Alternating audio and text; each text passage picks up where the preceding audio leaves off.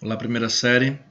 Vamos iniciar nossa 7ª aula de Química com o tema Caracterizando uma substância. Então, vou passar algumas informações para vocês com a leitura do texto do livro didático, certo? E depois vou explanar melhor para vocês. Geralmente, para identificar uma substância, recorre-se a um conjunto de propriedades que ela tem.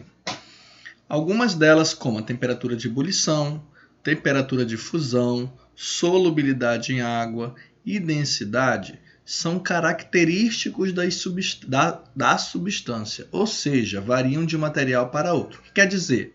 Vamos pegar dois exemplos de materiais, por exemplo, a água e o gás oxigênio. Então, cada um vai ter uma temperatura de ebulição, cada um vai ter uma temperatura de fusão, cada um vai ter uma solubilidade em água, cada um vai ter a sua densidade, certo? Então, se nós verificarmos outros dois materiais, cada um tem as suas características, né? O sal e o açúcar, cada um tem a sua temperatura de ebulição, cada um tem sua solubilidade em água, certo?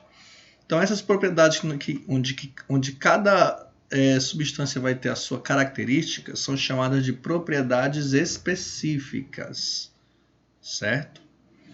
E nós temos também outras propriedades, como por exemplo a massa e o volume, que eles não permitem a identificação das substâncias. E elas são classificadas como propriedades gerais. Então, por exemplo, se eu pego uma substância e falo assim, não, aqui tem 15 gramas, só por causa da massa eu não vou poder saber qual substância eu estou falando. Pode ser 15 gramas de açúcar, 15 gramas de sal de cozinha, 15 gramas de água, né?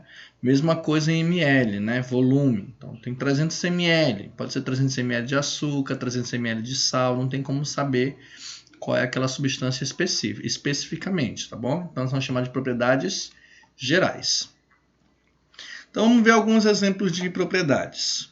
O sal que usamos para preparar alimentos, conhecido como sal de cozinha, é formado principalmente por cloreto de sódio.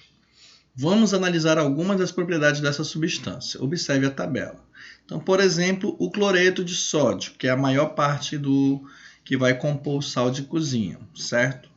Então, a temperatura de fusão do cloreto de sódio ao nível do mar é cerca de 800 graus Celsius. A temperatura de ebulição é cerca de 1400, cerca não, é exatamente aqui, tá? 1465 graus Celsius. E a solubilidade em água, a 25 graus Celsius, nós temos 36 gramas de sal para cada 100 gramas de água, certo? Então, vamos ver algumas informações só com esses dados dessa tabela. Então, ó, analisando essas propriedades, podemos tirar algumas conclusões. Abaixo de 800 graus Celsius, ele é sólido. Então, por que nós podemos dizer isso? Porque, olha aqui, ó, a temperatura de fusão é 800 graus Celsius. Então, quer dizer que acima de 800 graus Celsius é líquido. Então, abaixo é sólido, tá bom? Entre 800 graus Celsius e 1465 graus Celsius, ele é líquido. Por quê? Olha aqui, a temperatura de ebulição, 1465. Então, acima disso é gás e abaixo é líquido. Então, como aqui acima disso é líquido e abaixo disso é líquido, então aqui nós temos os valores entre eles, tá? Então, o líquido, gente, ele sempre fica entre a temperatura de fusão e entre a temperatura de ebulição, tá bom? Entre os dois nós vamos ter o líquido. Aí abaixo de fusão é sólido e acima de ebulição é líquido. Logo, olha aqui, já não vou nem ler lá, já vou ver por aqui, ó. Acima de 1465 graus Celsius vai ser gás, ó. É gás. E para dissolver totalmente 36 gramas de cloreto de sódio a 25 graus Celsius, são necessários 100 gramas de água. Aqui é a informação relacionada à solubilidade, ó. 36 gramas do sal dentro de 100 gramas de água. Então, se eu coloco acima de 36 gramas dentro de 100 gramas de água, o que vai acontecer?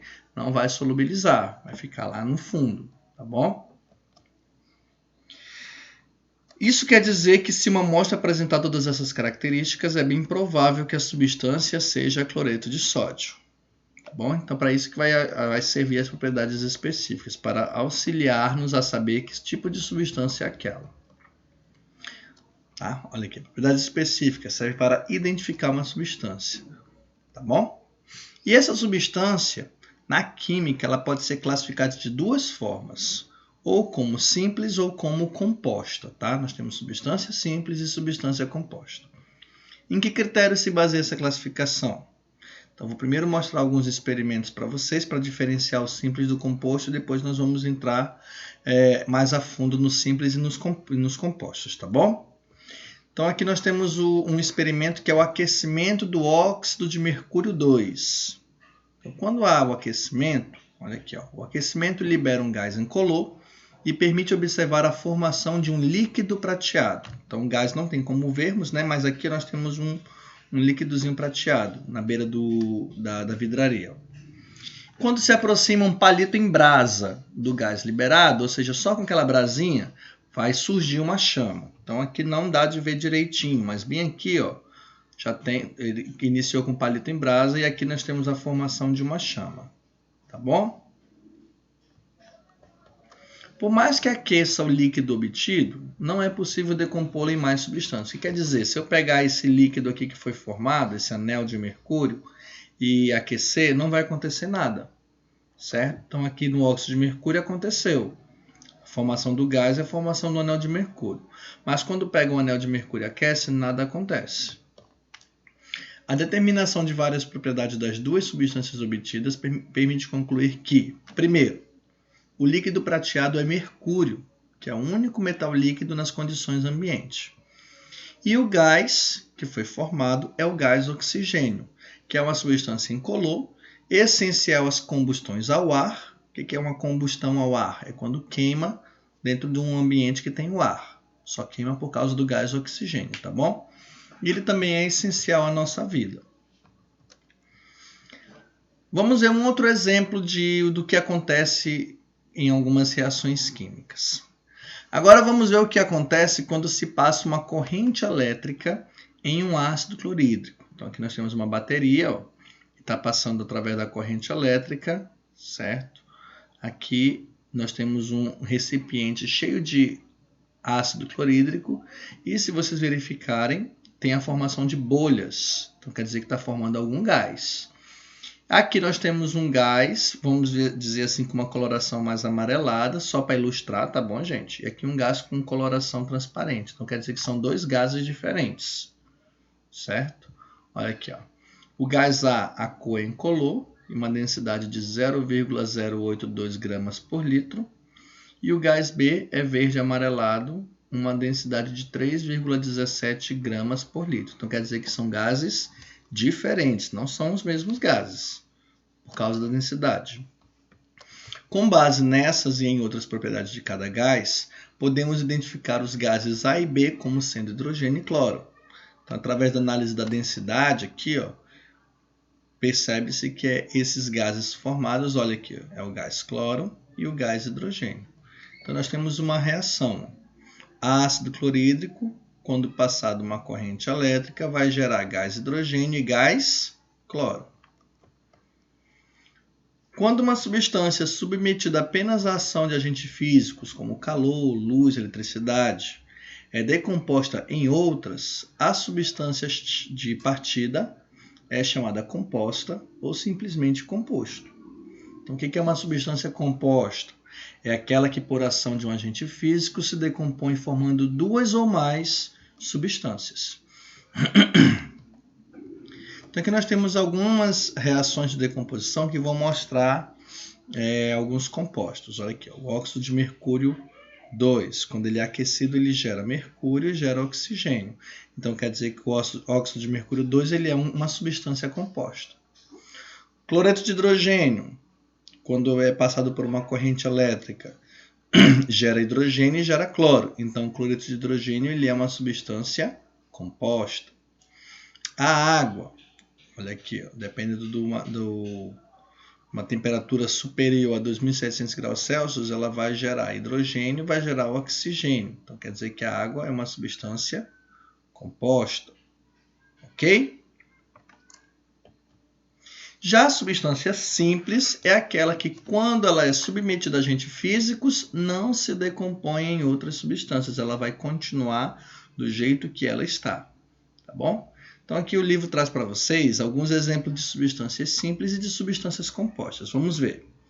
São exemplos de substâncias simples: o mercúrio, Hg, gás oxigênio, O2, gás hidrogênio, H2, gás cloro, Cl2, a prata, Ag, ferro, Fe, o cobre, Cu e o ouro, Au. São exemplos de substâncias simples. E são exemplos de substâncias compostas. Nós temos o óxido de mercúrio, HgO, o ácido clorídrico, HCl, a água, H2O, o óxido de cálcio, CaO, e o dióxido de carbono, CO2. Certo? Como é impossível visualizar as unidades constituintes de uma substância, então os cientistas eles acabaram recorrendo a modelos que ajudassem a representar os diferentes tipos de substâncias e também explicar alguns processos de transformações em que estão envolvidas. Então, por causa disso, foi utilizado alguns modelos, foram criados, foram propostos, alguns modelos lá no início do século XIX com base na teoria atômica de Dalton. Então, para quem não lembra, nós vimos a teoria atômica de Dalton já, O átomo ele era indivisível, era como se fosse basicamente uma esfera indivisível. E esses modelos eles são bastante úteis até hoje, pois eles podem explicar grande parte de alguns conceitos estudados. Então aqui, por exemplo, nós temos uma representação do óxido de mercúrio. Então o óxido de mercúrio ele é formado por dois elementos. O elemento, vamos pegar pela cor, o elemento vermelho e o elemento prateado, cinza, E aqui na sua reação ele vai formar, os dois juntos, dois óxidos de mercúrio, eles vão formar um composto de oxigênio e dois separados de mercúrio. Ou seja, dois elementos aqui vai formar um elemento de um lado e outro elemento do outro. A água, a mesma coisa, nós temos duas moléculas de água. O vermelho é oxigênio, o branquinho aqui ele é hidrogênio. Aí ele vai formar um composto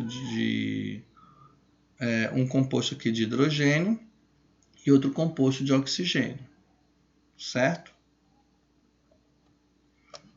O óxido de mercúrio 2 e a água são exemplos de compostos formados por mais de um tipo de átomo.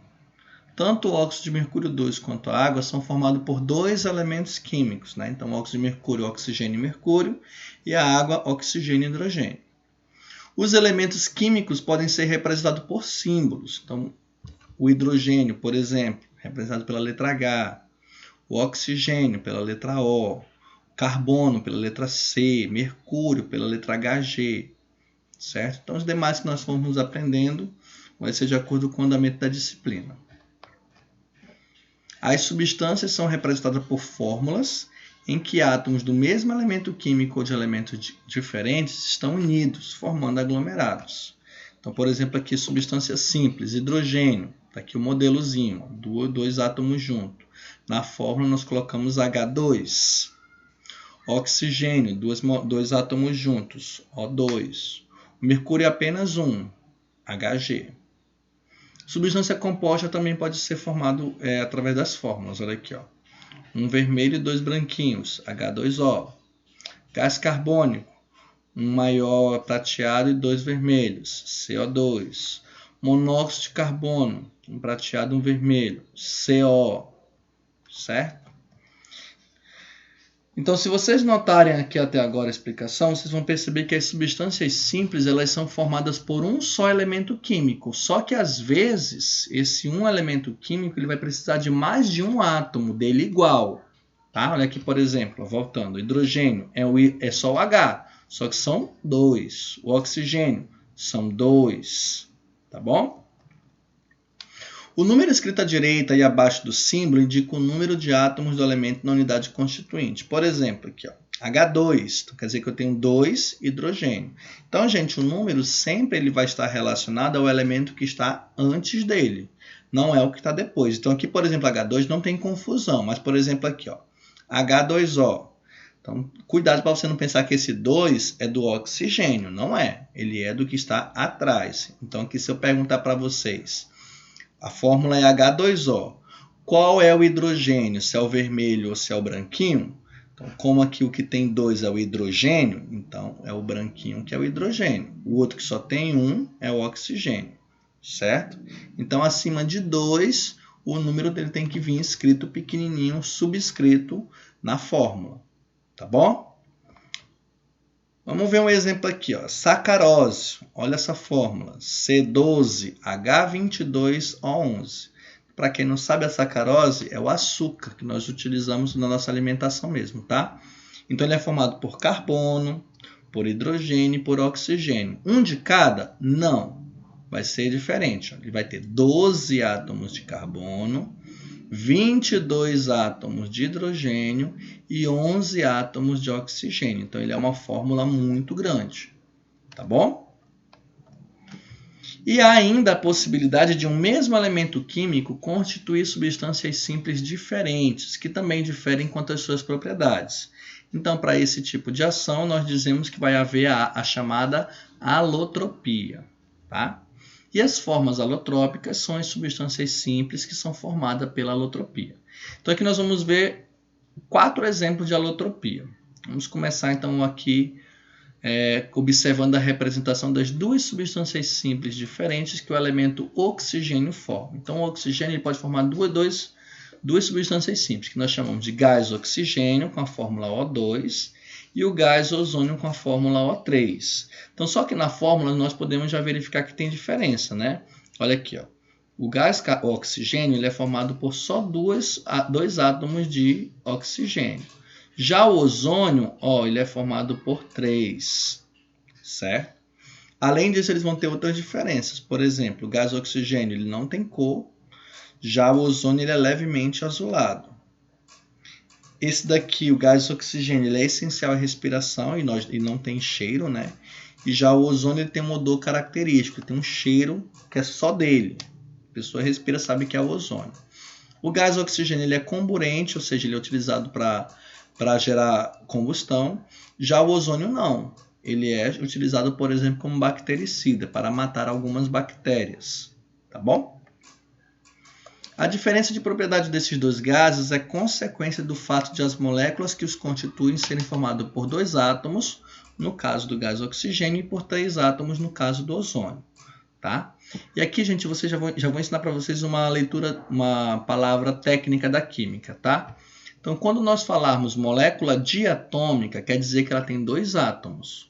É o caso, por exemplo, do gás oxigênio. Ele tem 2 átomos, então ele é uma molécula diatômica.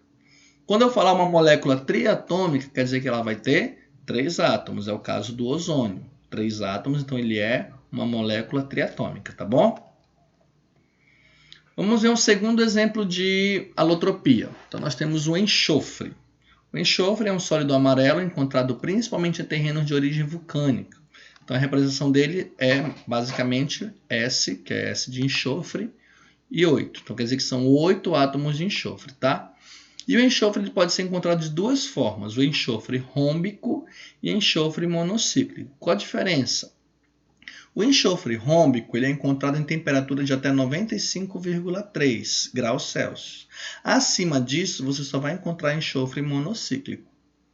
E a densidade deles é um pouquinho diferente. Olha aqui, ó, uma casa decimal, exatamente. O enxofre rômbico é de 2,1 gramas por centímetro cúbico, já o enxofre monocíclico é apenas de 2,0 grama por centímetro cúbico. Então, 0,1 grama por centímetro cúbico de diferença. Ok? Aqui nós temos uma representação deles. Então, o visual é assim. Mais em cristal, aqui mais em lascas. Ó, então, aqui é a representação do cristal, do enxofre. Aqui ele tem um formato, vamos dizer assim, de um balão de festa junina. Aqui uma barra de ferro, o formato do cristal dele. Ok? Temos também o fósforo. Então, o fósforo ele pode formar alotropia. Nós temos o fósforo vermelho e o fósforo branco. O fósforo vermelho ele é formado por moléculas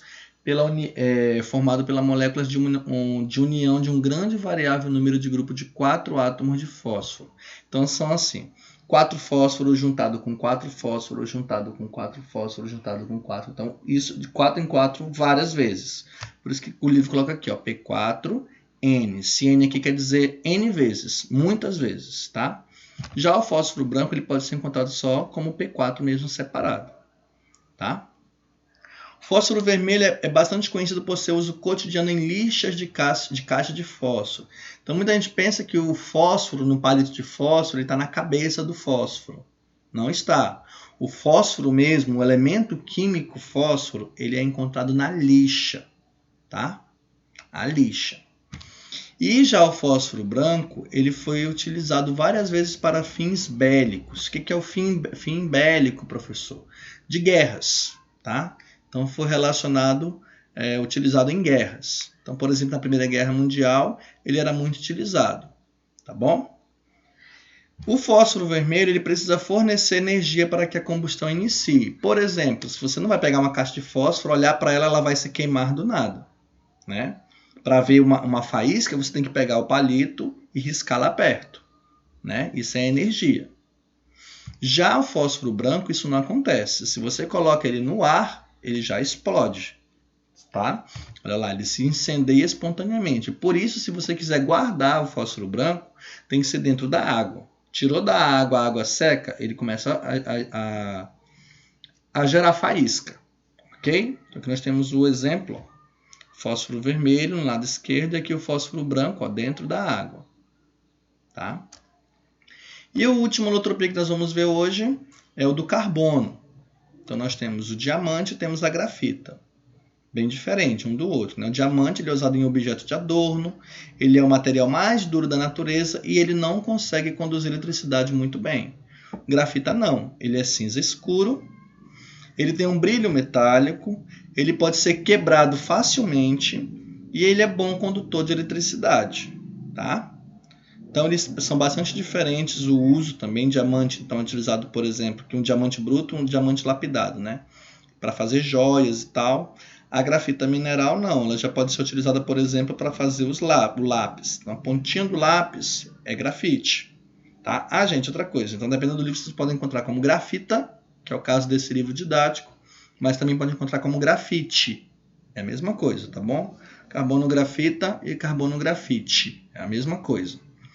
Aqui vocês podem ver a disposição. Então, como que os átomos estão um juntinho do outro. Cada bolinha dessa é um carbono. Por que tem a cor diferente? Não é que a cor seja diferente porque é carbono diferente, não, tá, gente? Esses que estão mais cinza claro é como se estivessem mais para trás. Então, ó, alguns ficam muito atrás, muito distante um do outro. Esses daqui não tem ó, essa diferença na coloração. Então, eles são muito mais próximos um do outro, tá? O ângulo de ligação. O ângulo de ligação aqui é de 120 graus Celsius e aqui de 109 graus Celsius. Ok? E para finalizar, vou mostrar para vocês como que nós podemos identificar numa imagem se é uma substância simples ou se é uma substância ou se é uma mistura, tá bom? Então aqui nós temos duas representações. Então aqui, ó, de cara, do lado direito, nós podemos ver que são substâncias simples, ó, formado por um único tipo de átomo, né? E no lado esquerdo, substância composta. Então aqui é a água, ó, dois tipos de átomo. Lado direito é o gás oxigênio, só um tipo de átomo, mas com quantidades maiores, né? 2 para cada. Já nas misturas, nós podemos identificar substâncias diferentes dentro de uma mesma imagem. Por exemplo, que o livro traz para vocês o exemplo do álcool comercial. O álcool comercial é uma mistura de etanol, aqui é a fórmula dele, ó, C2H5OH, é esse grandão aqui, onde tem esses dois átomos maiores, que contém teores variáveis de água. Então, quer dizer que ele é misturado com água. Então, aqui, ó, se vocês verificarem, aqui tem ó, etanol, etanol, etanol. Esse pequenininho aqui é etanol? Não, esse pequenininho aqui vai ser a água, tá? Então, é a mistura, etanol com água. Então, aqui eu não tenho uma mesma substância, eu tenho uma mistura, tá? Outro exemplo também é do ar puro. Então, às vezes chamam de ar puro, mas ele não é puro. Ele é formado por uma mistura de vários tipos de gases. Os mais conhecidos, os mais numerosos, são os gases oxigênio e gás nitrogênio. Então, aqui as bolinhas vermelhas são gás oxigênio, ó, e as azuis são gás nitrogênio. certo? Então, uma mistura desses dois gases. Beleza, gente? Então, só para finalizar, eu quero que vocês realizem a leitura do texto chamado Química e Tecnologia, Formas Artificiais do Carbono. Ele está indo juntamente com o PDF do livro didático nas páginas 65 e 66. E hoje, mais cedo, eu passei para vocês também um vídeo chamado Malária, Mundo Biologia, Enem, aqui para quem for procurar na internet, no YouTube, tá? Lembrando que ele vai ser cobrado posteriormente com uma nota extra, certo? Bom estudo para todos e até mais. Até a próxima aula.